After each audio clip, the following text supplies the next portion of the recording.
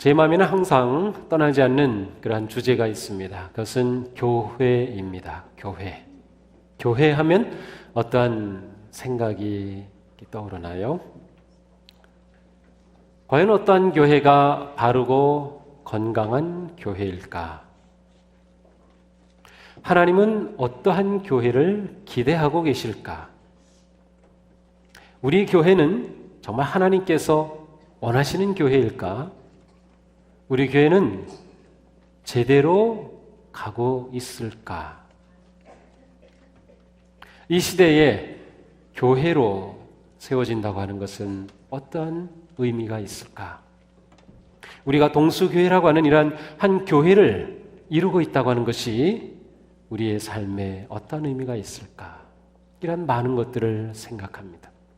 그런데 이러한 물음에 대한 답은 오직 한 가지로부터 옵니다. 그것은 하나님의 마음, 하나님의 말씀입니다.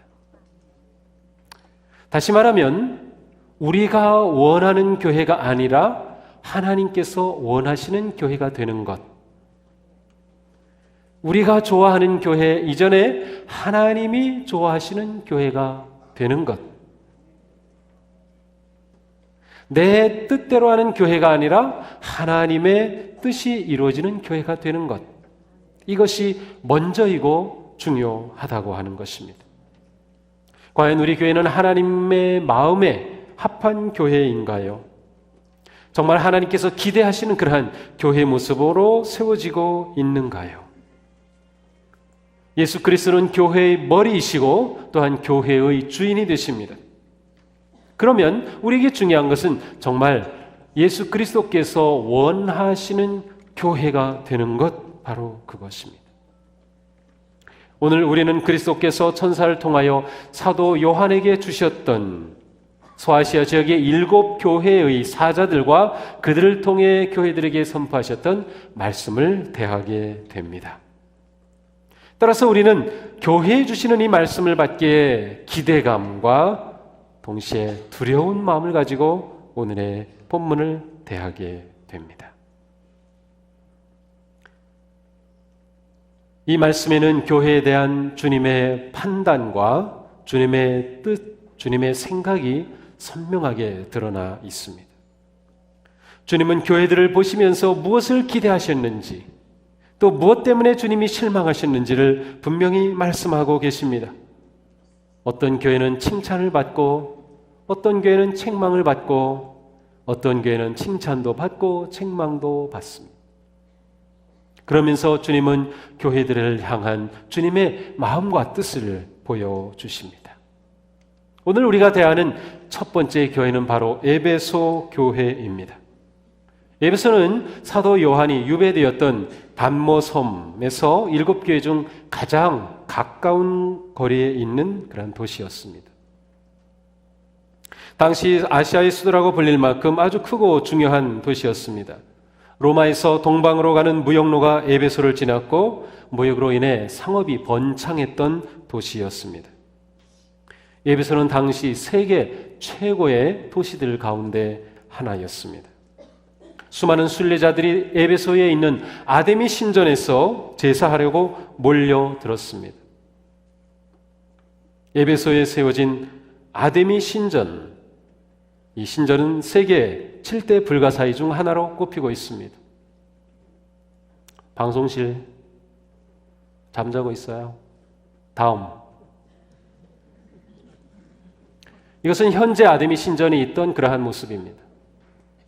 이것은 아데미 신전에 관한 모든 기록을 토대로 해서 그 모형을 그림으로 그린 것입니다. 그리고 실제로 에베소에는 이와 같은 똑같이 좀 작게 세워진 건물도 있습니다. 사도행전에서 바울이 에베소에 머물 때 은장색 데메드리로 인하여서 폭동이 일어납니다. 그때 수많은 군중들이 에베소에 있는 원형 극장에 모였습니다.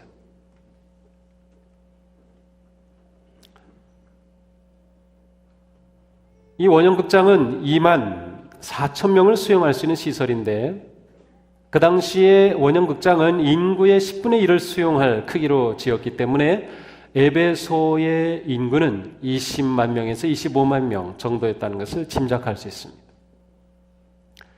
20만 명이 넘는 에베소, 그 거대한 도시, 찬란한 도시, 그 당시 세계 최고의 도시, 거기에 그리스도인들이 있었습니다. 에베소의 기독교 공동체는 바울로부터 시작됩니다. 바울은 선교 초기부터 에베소에 대한 굉장히 뜨거운 마음을 가지고 있었습니다. 그래서 2차 선교 여행 때에는 에베소로 가고자 하는 그러한 마음을 가지고 있었는데 사도행전 16장에 보니까 아시아에서 말씀을 전하는 것을 성령이 막으심으로 성령님께서 에베소로 가고자 하는 그 바울의 길을 막으셨어요. 그래서 하는 수 없이 에베소가 아니라 부르기아와 갈라디아 지방으로 선교 여행을 계속합니다. 그러나 다행스럽게도 2차 선교 여행에서 돌아오는 길에 잠시 에베소에 들렀고 에베소에 들른 바울은 눈으로 직접 확인할 수 있었습니다. 에베소야말로 복음을 전해야만 할 그런 아주 전략적인 도시다라고 하는 것을 확인합니다. 그래서 그 다음 3차 전도 여행을 떠날 때는 에베소로 향하여 갔습니다. 그리고 그곳에서 무려 2년 반 동안이나 또 다른 곳에 의하면 3년 동안이나 에베소에 바울이 머물면서 그곳에서 복음을 전하였던 그러한 기록을 찾아볼 수 있습니다. 바울은 에베소에 있는 사람들을 만나고 또 유대인들도 만나고 대중들 앞에서 강론을 하며 복음을 전합니다. 이후 바울이 에베소를 떠날 때 디모데에게 에베소의 목회를 맡깁니다. 그리고 바울은 로마에 투옥되었을 때 에베소 교회에 편지를 보냅니다. 그것이 우리가 지금 새벽에 보고 있는 에베소서입니다. 사도 요한은 디모데를 이어서 에베소 교회 그리고 주변에 있는 여러 교회들을 섬긴 것으로 알려져 있습니다. 그러므로 성령님께서 사도 요한에게 보낸 이 편지는 바로 사도 요한이 직접 목회하였던 교회들이었고 에베소 교회가 바로 그 중에 하나였습니다. 7교회에 보낸 편지는 동일한 구조를 가지고 있습니다. 첫 번째로는 말씀하시는 그리스도의 모습, 7교회마다 그리스도의 모습이 다 다르게 나타납니다.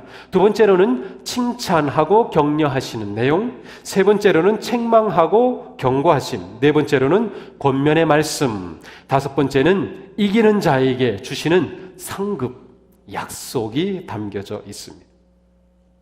따라서 주님은 교회들에 대해 정확히 판단하십니다. 그리고 그들에게 말씀하시고 칭찬도 하시고 책망도 하십니다. 자, 그럼 에베소 교회에 보여주시는 그리스도의 모습은 어떤 모습인가요? 오늘 1절 말씀이죠. 오른손에 있는 7뼈를 붙잡고 오른손에 있는 7뼈를 붙잡고 7 금촛대 사이를 거니시는 분으로 나옵니다. 주님은 오른손에 7뼈를 쥐고 계시며 7 금촛대 사이를 거니시고 계십니다. 7별과 7 촛대는 이미 1장에서 해석해 주신 겁니다. 교회의 지도자들, 사자들 아니면 심부름꾼들을 손에 쥐고 계시다. 그리고 7 촛대는 교회들입니다. 교회를 거닐고 계시는 주님, 그러므로 주님은 교회에 함께 하시는, 그리고 교회의 지도자들을 잡고 계시는 교회의 주님이시며 교회를 정확하게 알고 계신 분이심을 말씀하고 있습니다. 그래서 2절에서 내가 알고 있다라고 말씀하십니다. 주님은 교회들을 알고 계셔요. 왜냐하면 교회에 함께 하시고 교회 사이에 거닐고 계시며 교회의 모든 것을 보고 계시기 때문이에요. 따라서 주님은 교회를 정확하게 아시기 때문에 책망하실 수도 있고 칭찬하실 수도 있는 분이십니다. 주님은 바로 교회의 주인 되신 분이심을 보여주고 계십니다. 그 예수님은 지금도 우리를 보고 계십니다. 촛대 사이를 거니시면서 두루 살피고 계십니다. 그분 앞에서는 감출 것이 하나도 없습니다. 모든 것은 그분 앞에 드러나게 됩니다.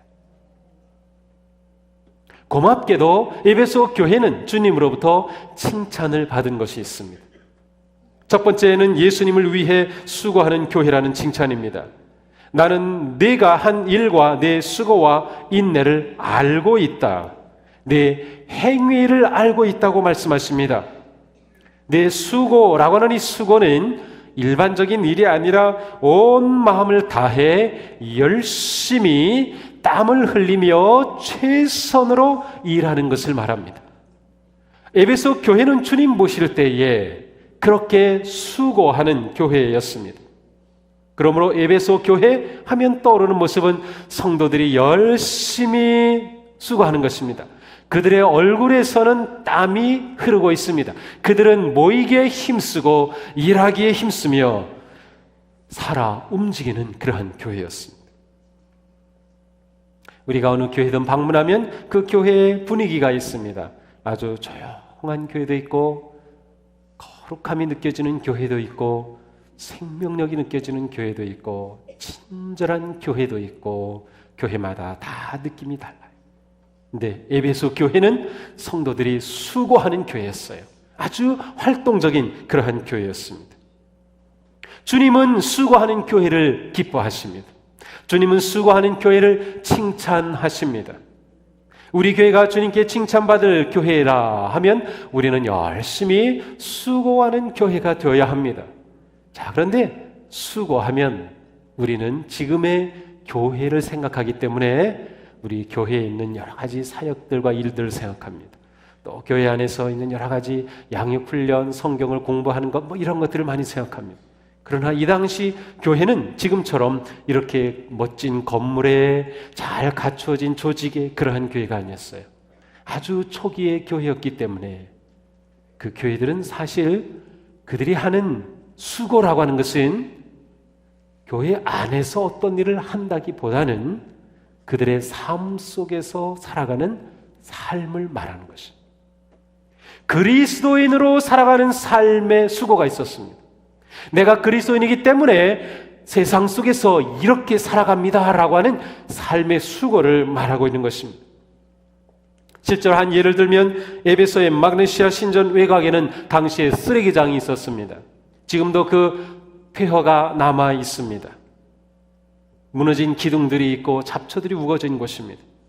부모가 그런데 이곳은 에베소에서 가장 슬픈 곳이었어요.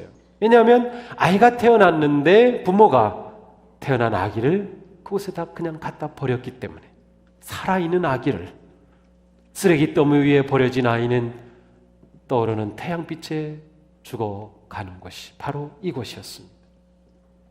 왜 아이를 버리나요? 여러 가지 이유가 있었습니다. 아들이 아니기 때문에 아이를 버리기도 했습니다. 가난한 집에 태어났기 때문에 아이를 키울 수 없어서 버리기도 했습니다. 기형으로 태어났기 때문에 버리기도 했습니다. 아이가 너무 작게 태어났기 때문에 버리기도 했습니다. 네, 이때 에베소에서는 태어난 아기를 버리는 것이 합법적이었습니다. 당시 에베소의 유명한 학자였던 시라노스 같은 경우는 당시 산파들이 아기가 태어나면 이 아이가 키울 가치가 있는지를 판단하기 위해서 몸과 팔다리의 길이를 재고 판단하는 기준을 제시해 줍니다. 그리고 이거보다 작으면 이 아이는 제대로 클 아이가 아니다. 다 갖다 버리는 겁니다.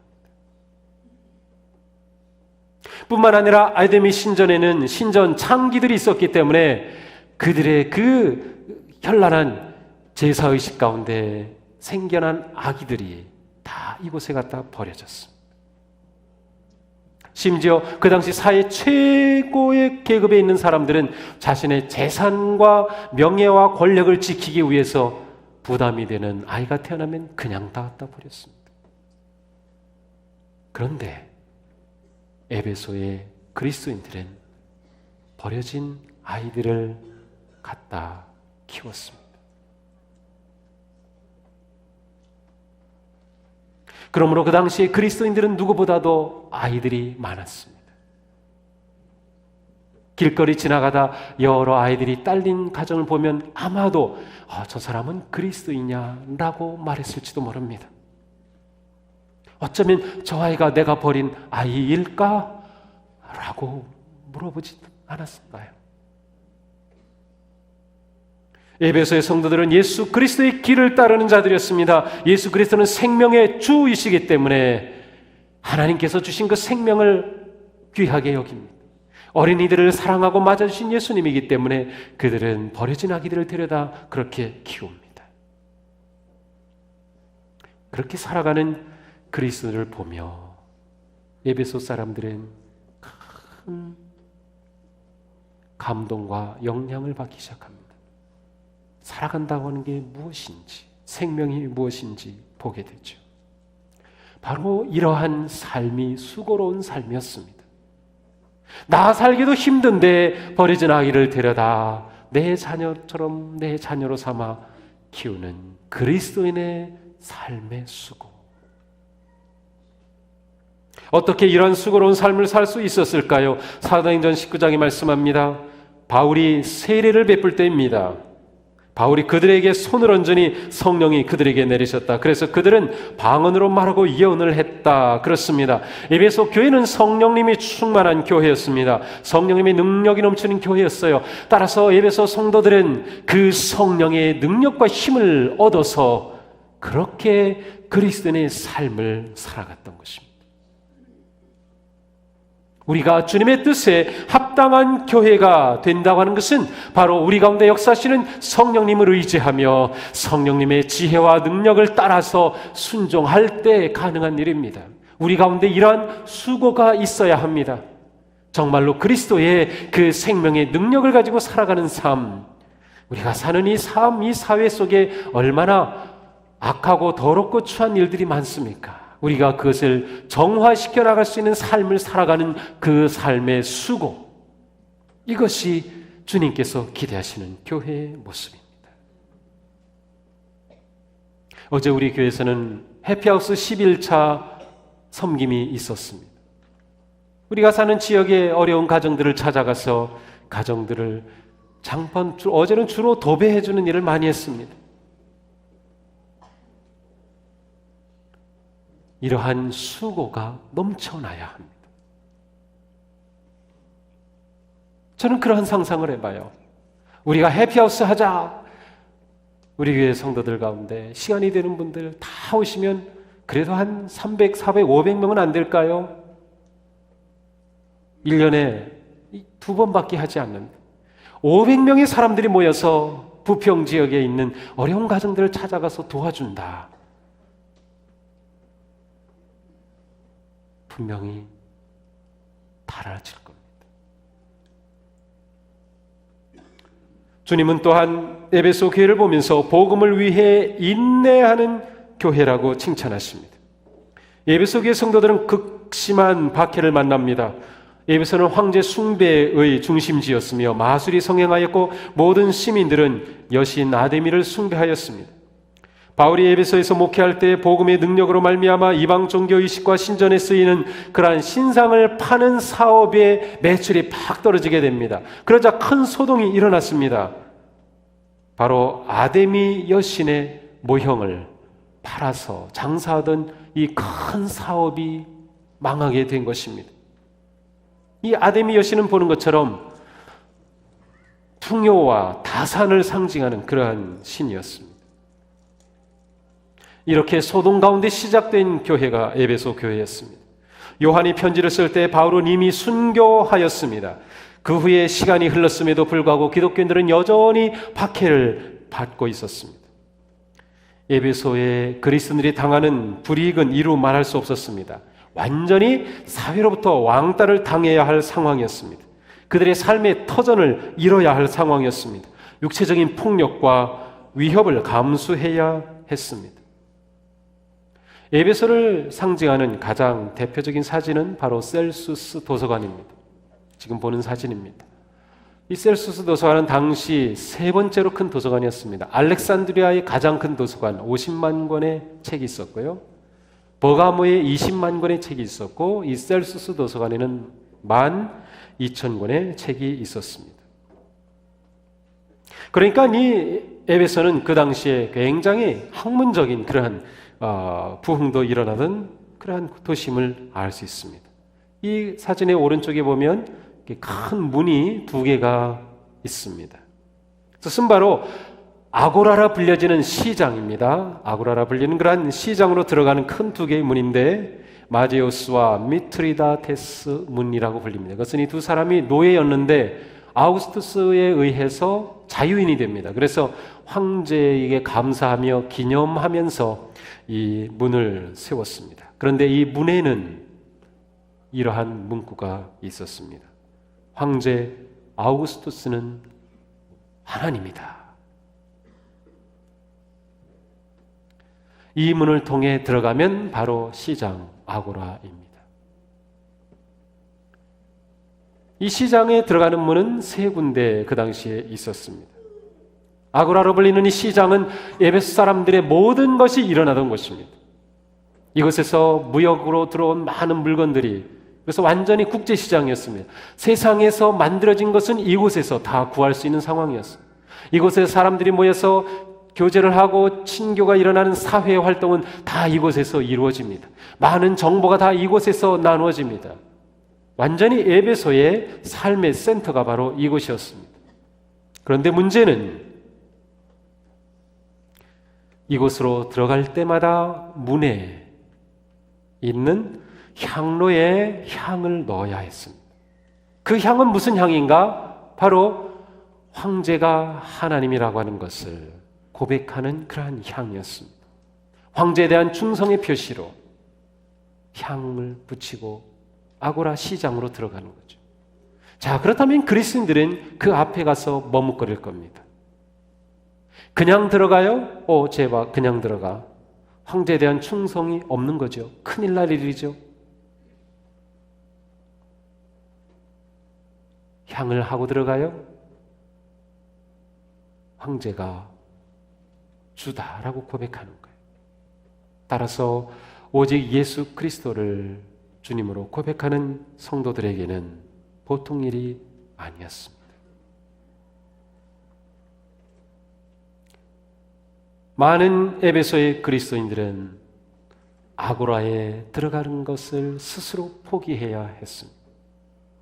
사회로부터 왕따당해야 했습니다. 이 아고라에서 길 있는 큰 길이 바로 이제 마블 스트리트인데 거기 대리석으로 쫙 깔려져 있어요. 바로 길 건너면 길가에 창녀촌이 있었습니다. 큰 대로변에 있는 창녀촌이죠. 그러니까 바로 큰 길가에 이러한 창녀촌이 있다는 것은 에베소 사람들이 이곳으로 와서 지나고 살면서 그냥 쉽게 드나드는 것입니다. 그들의 아예 삶이 한 부분이었습니다. 그만큼 그들의 삶은 방탕했습니다. 이 마블 거리에는 사람 발바닥 모양의 조각이 있습니다. 이 바닥에 이렇게 있는 것인데 도대체 이게 무엇일까? 근데 가장 신빙성 있는 해석, 그리고 많이 글에 소개되는 해석은 그 당시에는 다 샌들을 신고 다니니까 이곳에 발을 얹어 놓습니다. 만약 내가 얹은 발이 이것보다 크면 나는 성인으로 인정이 되어서 창녀촌에 들어갈 수 있는 사람입니다. 제가 발을 이렇게 대면 제 발은 한 2배쯤 돼요. 제가 280mm인데 발이 그렇게 크지 않아요. 작아요. 일종의 창녀촌이 들어갈 허가증과 같은 것이죠.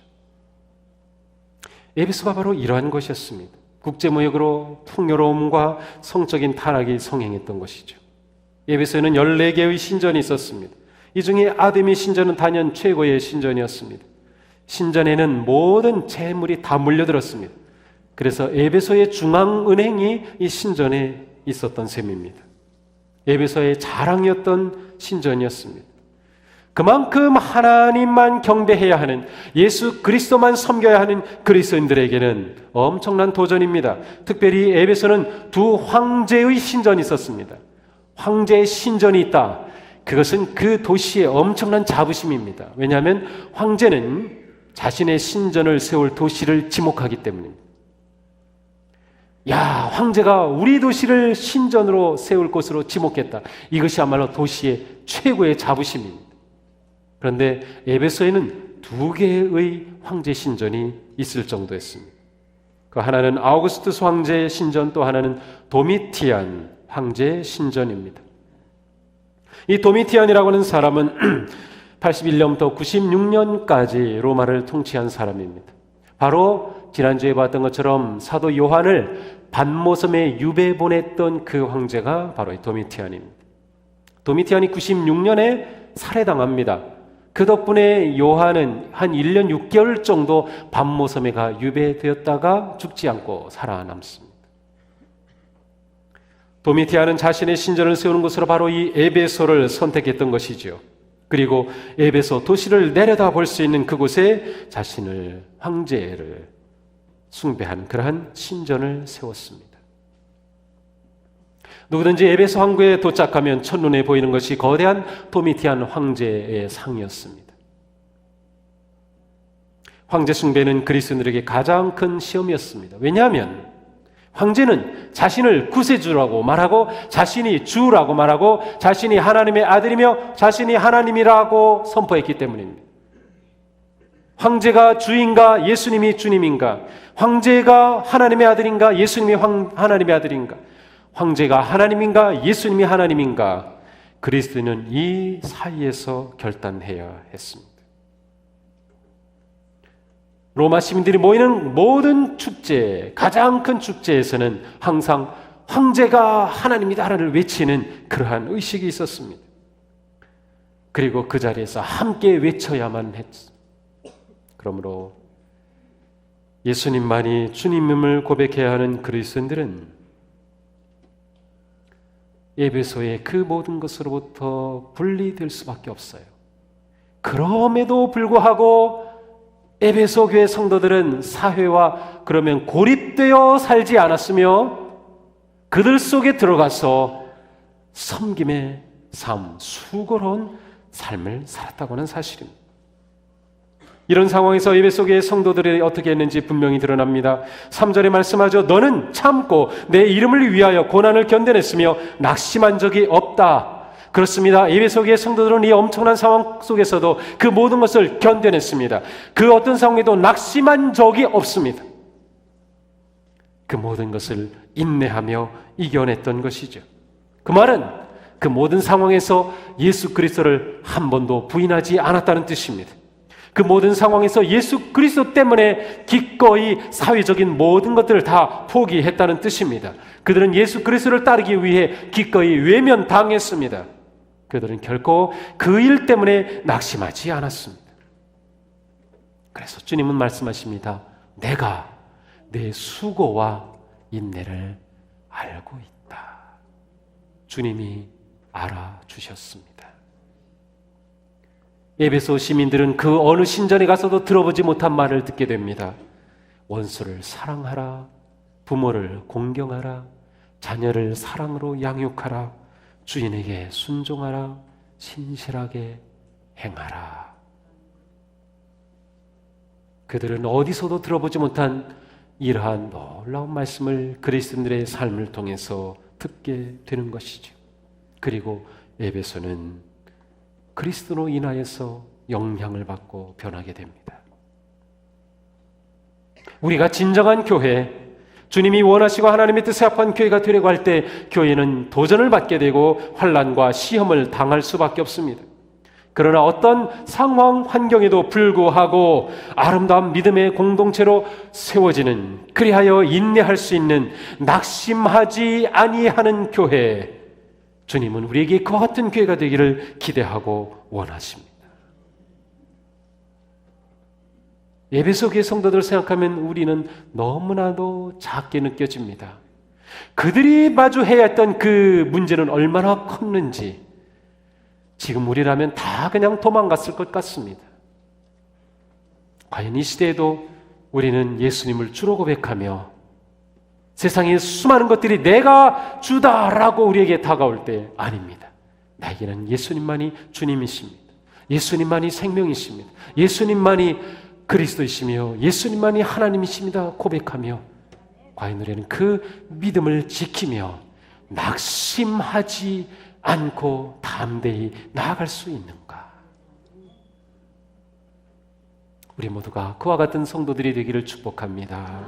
낙심하지 않은 그 견고한 믿음, 우리가 그와 같은 믿음을 갖게 되기를 원합니다. 또한 그러한 믿음을 우리의 자녀들에게 계승해주며 우리는 끝까지 대대손손 예수는 그리스도시다, 예수님이 주님이시다를 외치며 고백할 수 있는 그런 위대한 믿음의 사람들로 세워지기를 주님의 이름으로 축복합니다. 기도하겠습니다.